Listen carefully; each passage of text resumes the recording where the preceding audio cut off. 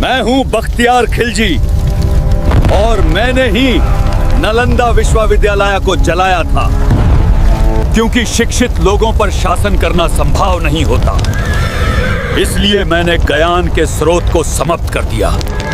तो वीडियो को पूरा देखिए और चैनल को सब्सक्राइब कर लीजिए।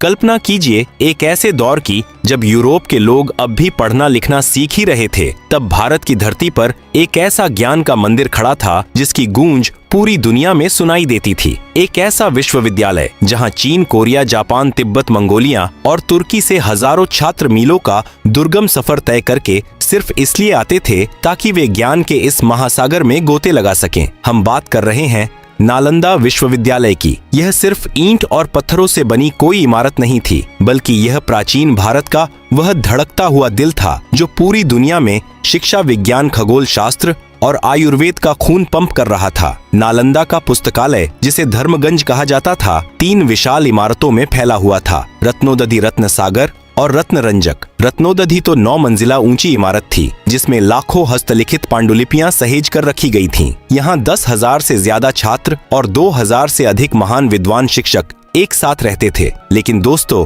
इतिहास गवाह है कि जब भी रोशनी बहुत तेज होती है तो अंधेरा उसे निगलने के लिए बेताब हो उठता है। और भारत के इस सुनहरे इतिहास को निगलने के लिए जो अंधेरा आगे बढ़ रहा था, उसका नाम था इख्तियारुद्दीन मोहम्मद बिन बख्तियार खिलजी। साल था 1193। बख्तियार खिलजी अफगानिस्तान के सर्द और खुरदरे इलाकों से भारत की इस उपजाऊ और समृद्ध जमीन पर अपनी किस्मत आजमाने आया था। वह दिल्ली सल्तनत के सुल्तान कुतुबुद्दीन ऐबक का एक सैन्य कमांडर था। खिलजी की आंखों में सत्ता की भूख थी और दिल में असीमित क्रूरता। उसे बिहार और बंगाल के कुछ इलाकों की जागीर तो मिल गई थी, लेकिन उसकी प्यास अभी बुझी नहीं थी। वह अपनी तलवार के दम पर खौफ का साम्राज्य खड़ा करना चाहता था, लेकिन किस्मत को कुछ और ही मंजूर था। अपनी खूनी विजय यात्रा के दौरान खिलजी एक ऐसी भयानक और रहस्यमयी बीमारी का शिकार हो गया जिसने उसे मौत के दरवाजे पर लाकर खड़ा कर दिया। उसकी हालत दिन ब दिन बिगड़ती जा रही थी। उसके अपने खेमे के सबसे बेहतरीन हकीमों ने दिन रात एक कर दिया, पर कोई भी दवा उस पर असर नहीं कर रही थी। मौत का खौफ पहली बार इस क्रूर हत्यारे की आंखों में साफ देखा जा सकता था। जब सारे हकीमों ने हाथ खड़े कर दिए, तब किसी ने डरते डरते खिलजी को एक सलाह दी। हुजूर, इस मर्ज का इलाज हमारे पास तो नहीं है, लेकिन यहाँ से कुछ दूरी पर काफिरों का एक बहुत बड़ा मदरसा है। वहाँ आयुर्वेद के एक बहुत बड़े विद्वान हैं, आचार्य राहुल श्रीभद्र। शायद वो आपको मौत के मुंह से निकाल लाएं। खिलजी का अहंकार इस बात को मानने के लिए तैयार नहीं था। एक विदेशी आक्रांता जो खुद को श्रेष्ठ मानता था, वह भला एक भारतीय वैद्य के सामने अपनी जिंदगी की भीख कैसे मांग सकता था। लेकिन मौत सामने खड़ी थी, मरता क्या न करता। आखिरकार भारी मन और टूटे हुए अहंकार के साथ नालंदा के आयुर्वेद विभाग के प्रमुख आचार्य राहुल श्रीभद्र को बुलवाया गया। आचार्य श्रीभद्र जब खिलजी के दरबार में पहुंचे तो उनके चेहरे पर एक असीम शांति थी। उन्होंने खिलजी की नब्ज टटोली, लेकिन इससे पहले कि आचार्य कुछ कहते, खिलजी का घमंड फिर से जाग उठा। उसने आचार्य को एक ऐसी चुनौती दे डाली जो इतिहास में उसके विनाशकारी अंत का कारण बनने वाली थी। खिलजी ने आचार्य की आंखों में आंखें डालकर कहा, सुनो, मैं तुम्हारी दी हुई कोई भी जड़ी बूटी या दवा अपने मुंह के अंदर नहीं डालूंगा। मैं तुम्हारे काफिरों की कोई औषधि नहीं खाऊंगा। लेकिन अगर तुम वाकई इतने बड़े विद्वान हो तो मुझे बिना दवा खिलाए ठीक करके दिखाओ, और अगर तुम ऐसा नहीं कर पाए तो तुम्हारा सिर धड़ से अलग कर दिया जाएगा। यह एक असंभव सी शर्त थी। एक ऐसा मरीज जो दवा खाने से इनकार कर रहा हो, उसे मौत के मुंह से कैसे वापस लाया जा सकता है। दरबार में सन्नाटा छा गया। खिलजी के हकीम मन ही मन मुस्कुरा रहे थे, लेकिन आचार्य राहुल श्रीभद्र के चेहरे की शिकन तक नहीं बदली। उन्होंने एक हल्की सी मुस्कान के साथ कहा, मंजूर है। मौत की घड़ियां गिन रहे बख्तियार खिलजी को लगा था कि आचार्य कोई जादुई काढ़ा या लेप लाएंगे, लेकिन जब आचार्य श्रीभद्र ने उसके सामने उसके ही धर्म का पवित्र ग्रंथ कुरान रखा तो खिलजी की भौहें तन गईं। उसके हकीम भी हैरान थे कि एक वैद्य इलाज के बजाय किताब क्यों दे रहा है। आचार्य ने बहुत ही शांत स्वर में खिलजी से कहा, सिपह सालार, आपको कोई दवा खाने की जरूरत नहीं है। आप बस इस पवित्र कुरान के कुछ पन्ने रोजाना पढ़ें। पन्ने पलटते जाइए और पढ़ते जाइए। आपका ईश्वर और यह ज्ञान ही आपको मौत के इस जाल से बाहर निकाल लाएगा। खिलजी को यह मजाक लगा, लेकिन उसके पास कोई और चारा नहीं था। अगले दिन से खिलजी ने कुरान पढ़ना शुरू कर दिया। पुराने जमाने में लोगों की आदत होती है कि वे पन्ने पलटने के लिए अपनी उंगलियों को जुबान पर लगाकर थूक से गीला करते हैं। खिलजी ने भी ठीक वैसा ही किया। वह रोज उंगली गीली करता, पन्ने पलटता और कुरान पढ़ता। हैरानी की बात यह थी कि महज कुछ ही दिनों में चमत्कार हो गया। जो खिलजी कल तक बिस्तर से उठने लायक नहीं था, वह अब पूरी तरह से स्वस्थ होने लगा था। उसकी बीमारी जैसे हवा में गायब हो गई थी। उसके हकीमों की आंखें फटी की फटी रह गईं। मौत को मात देकर खिलजी अब पूरी तरह से तंदुरुस्त था। लेकिन खिलजी का शातिर दिमाग इस बात को मानने के लिए तैयार नहीं था कि यह महज कोई ईश्वरीय चमत्कार है। उसने आचार्य राहुल श्रीभद्र को दरबार में तलब किया। खिलजी ने अपनी तलवार की मूठ पर हाथ रखते हुए कड़कती आवाज में पूछा, सच सच बताओ आचार्य, तुमने मुझ पर कौन सा जादू किया है? बिना कोई दवा खिलाए मैं ठीक कैसे हो गया? आचार्य श्रीभद्र ने निडर होकर मुस्कुराते हुए जवाब दिया, मैंने कोई जादू नहीं किया सिपह सालार, यह आयुर्वेद का विज्ञान है। मैंने कुरान के उन पन्नों के कोनों पर एक खास आयुर्वेदिक लेप लगा दिया था, जिन्हें आप रोज पलटते थे। जब आप पन्ने पलटने के लिए उंगली को जुबान से लगाते थे, तो वह लेप आपकी उंगली के जरिए आपके शरीर में जा रहा था। बस उसी अदृश्य दवा ने आपको ठीक कर दिया। यहाँ एक सामान्य इंसान होता तो वह जीवन दान देने वाले इस आचार्य के पैरों में गिर पड़ता। लेकिन बख्तियार खिलजी कोई सामान्य इंसान नहीं, एक अहंकारी आक्रांता था। उसे इस बात से गहरी ठेस लगी कि जिन काफिरों को वह अनपढ़, पिछड़ा और बेवकूफ समझता था, उनका ज्ञान उसके हकीमों और उसके देश के ज्ञान से सदियों आगे था। खिलजी के दिमाग में एक खतरनाक हीन भावना ने जन्म ले लिया। उसने सोचा, अगर इस देश के वैद्यों के पास इतना भयानक और अचूक ज्ञान है, तो इस देश का भविष्य क्या होगा? अगर यह ज्ञान दुनिया में फैल गया तो हमारी सत्ता और हमारी श्रेष्ठता का क्या होगा? हम अपनी तलवारों से इनके शरीर तो काट सकते हैं, लेकिन इनके ज्ञान का मुकाबला कैसे करेंगे? और यहीं से जन्म लिया इतिहास के सबसे खौफनाक फैसले ने। खिलजी ने तय किया कि वह इस ज्ञान के स्रोत को ही हमेशा के लिए मिटा देगा। वह उस पेड़ को ही जड़ से उखाड़ फेंकेगा जिस पर ऐसे ज्ञान के फल लगते हैं। उसका निशाना था नालंदा विश्वविद्यालय। साल 1193 के अंत में खिलजी अपनी क्रूर और खूंखार सेना के साथ नालंदा के उस पवित्र शांति क्षेत्र में घुस गया। वहां कोई सेना नहीं थी, कोई हथियार नहीं थे। वहां सिर्फ निहत्थे छात्र ध्यान में बैठे बौद्ध भिक्षु और वेदों का पाठ कर रहे आचार्य थे। खिलजी की सेना ने बिना कोई रहम खाए गाजर मूली की तरह उन ज्ञानियों को काटना शुरू कर दिया। महान इतिहासकार मिन्हाज उस सिराज अपनी किताब तबकाते नासिरी में खुद इस कत्लेआम का जिक्र करते हुए लिखते हैं कि वहां इतने ब्राह्मणों और बौद्ध भिक्षुओं के सिर काटे गए कि पूरी जमीन खून से लाल हो गई थी। कोई भी ऐसा व्यक्ति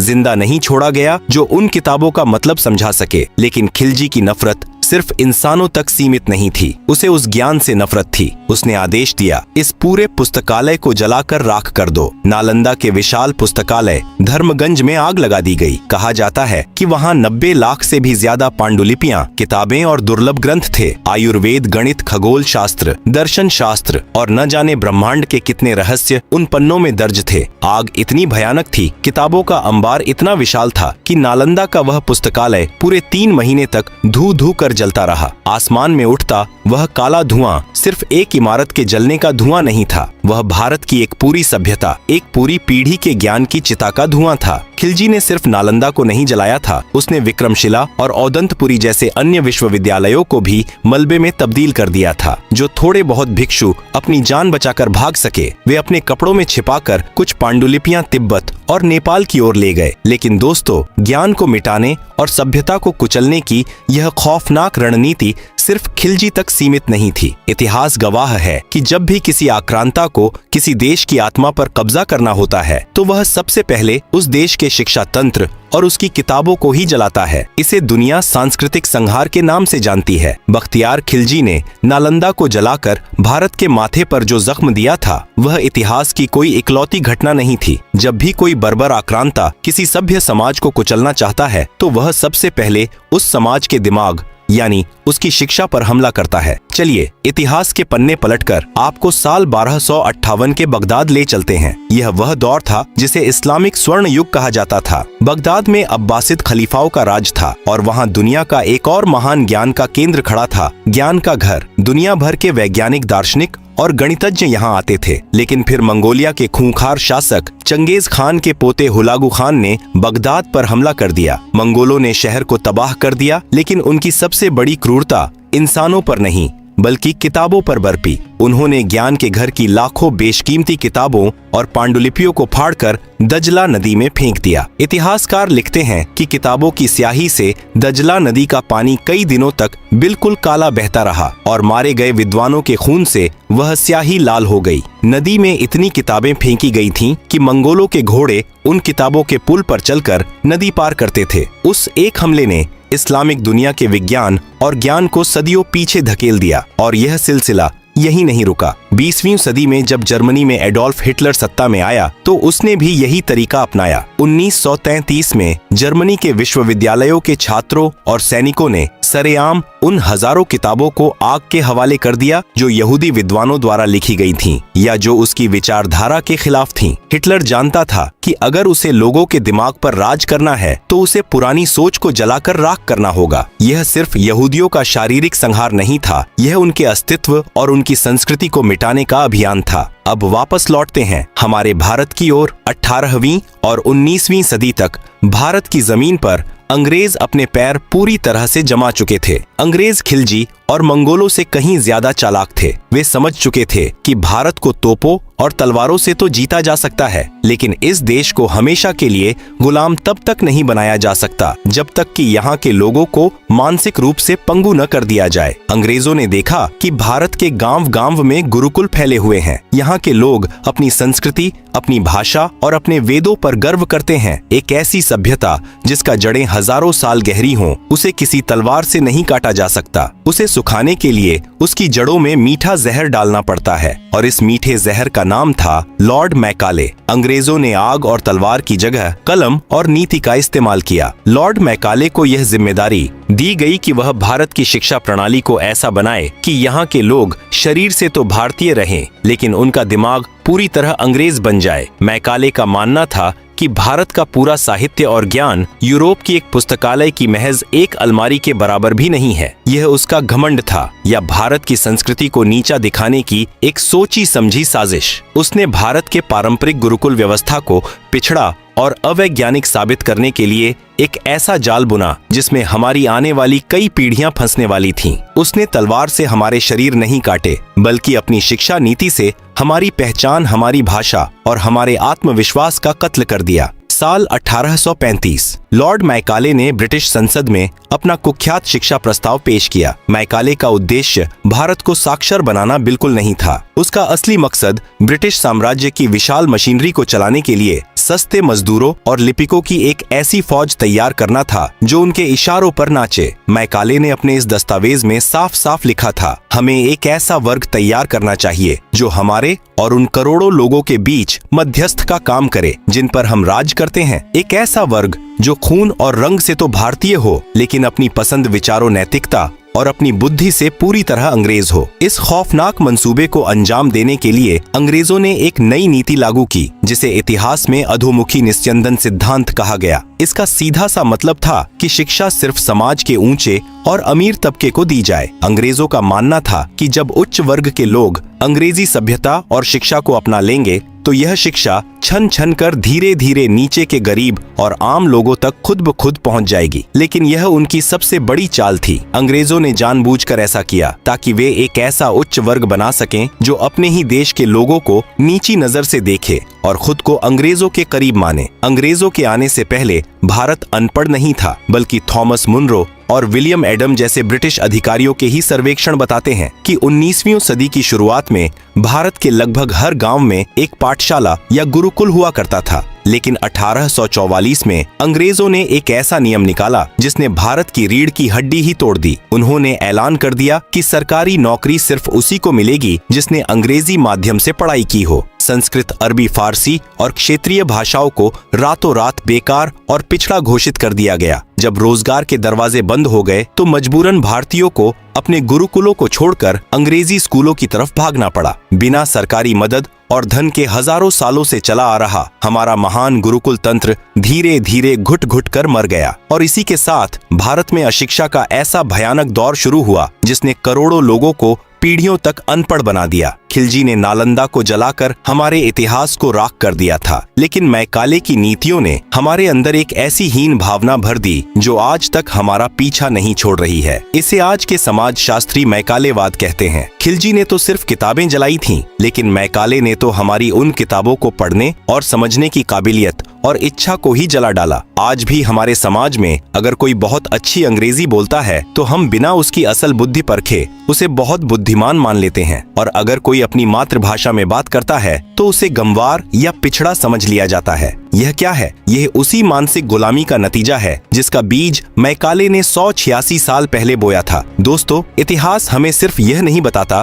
कि हम क्या थे, बल्कि वह हमें यह भी सिखाता है कि हमें आगे क्या बनना है। हम बीते हुए कल में जाकर बख्तियार खिलजी की लगाई हुई उस आग को बुझा तो नहीं सकते, हम मैकाले के बनाए गए उन काले कानूनों को मिटा तो नहीं सकते, लेकिन आज हमारे पास यह आजादी है कि हम अपनी सोच को उपनिवेशवाद से मुक्त कर सकें, हम अपनी मानसिक गुलामी की बेड़ियों को तोड़ सकें। हमें अंग्रेजी जरूर सीखनी चाहिए क्योंकि वह आज की वैश्विक दुनिया की भाषा है, लेकिन हमें अपनी मातृभाषा, अपनी संस्कृति और अपने उस महान इतिहास को कभी नहीं भूलना चाहिए जिसकी नींव नालंदा और तक्षशिला जैसे ज्ञान के मंदिरों पर रखी गई थी। एक ऐसा देश जो अपनी जड़ों से कट जाता है वह कभी एक बड़ा और घना पेड़ नहीं बन सकता। तो दोस्तों, आपको क्या लगता है, क्या आज भी हमारी शिक्षा प्रणाली में और हमारी सोच में कहीं न कहीं लॉर्ड मैकाले का वह भूत जिंदा है? अपने विचार नीचे टिप्पणियों में जरूर साझा करें। अगर आपको इस कहानी और भारत के इतिहास की इस छिपी हुई सच्चाई से कुछ भी नया